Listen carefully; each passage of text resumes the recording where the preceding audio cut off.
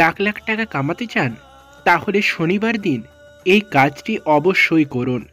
শাস্ত্র অনুসারে শনিবার কোনো কোনো কাজ করা খুবই শুভ। শনিবার এই কাজগুলি করলে শনি দেবতা আপনার উপর প্রসন্ন হবেন এবং আপনি লক্ষ লক্ষ টাকা উপার্জন করতে পারবেন। জেনে নিন আজকের এই ছোট্ট ভিডিওতে শনিদেবকে তুষ্ট করতে শনিবার কি কি কাজ করা জরুরি। কিন্তু তার আগে বন্ধুরা, এখনো পর্যন্ত যারা আজকের ভিডিওটিতে লাইক করেননি তারা অতি অবশ্যই ভিডিওটিতে একটা লাইক করে চ্যানেলে নতুন হলে চ্যানেলটিকে সাবস্ক্রাইব করে পাশে থাকবেন এবং কমেন্টে জয় জয় শনিদেব লিখতে ভুলবেন না এবং বন্ধু বা আত্মীয়দের সাথে ভিডিওটা প্রচুর পরিমাণে শেয়ার করুন।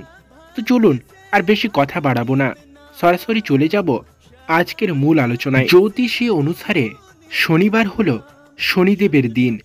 বৈদিক জ্যোতিষের সপ্তাহের প্রতিটি দিনই কোনো না কোনো গ্রহের সঙ্গে সম্পর্কযুক্ত। সেই হিসেবে শনিবারকে শনির দিন বলে মনে করা হয়। কর্মফলের দেবতা শনি ছাড়াও শনিবারকে বজরংবলীর দিনও বলা হয়ে থাকে। শাস্ত্রে সাফল্য লাভ করতে প্রতিদিনের জন্যই কিছু না কিছু কাজের নির্দেশ দেওয়া আছে। শাস্ত্র অনুসারে সেই মতো কাজ করলে সহজেই সাফল্য লাভ করা যায়। জ্যোতিষ অনুসারে শনিদেবের কৃপাদৃষ্টি যার উপর পড়ে তিনি পথের ভিখারি থেকে রাজা হয়ে যেতে পারেন। আবার শনির বক্রদৃষ্টির প্রভাবে জীবন নরকের সমান হয়ে ওঠে।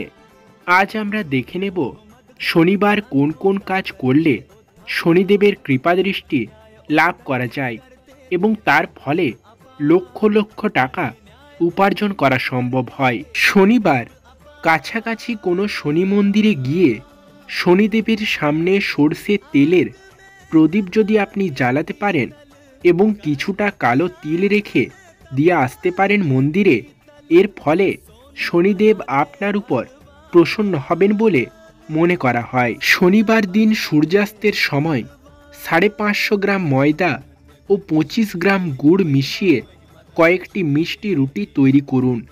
তারপর এই রুটিগুলি কোনো দুগ্ধবতী গাভীকে খাইয়ে দিন। এর ফলে শনি প্রসন্ন হবেন এবং আপনার অর্থ লাভ হবে।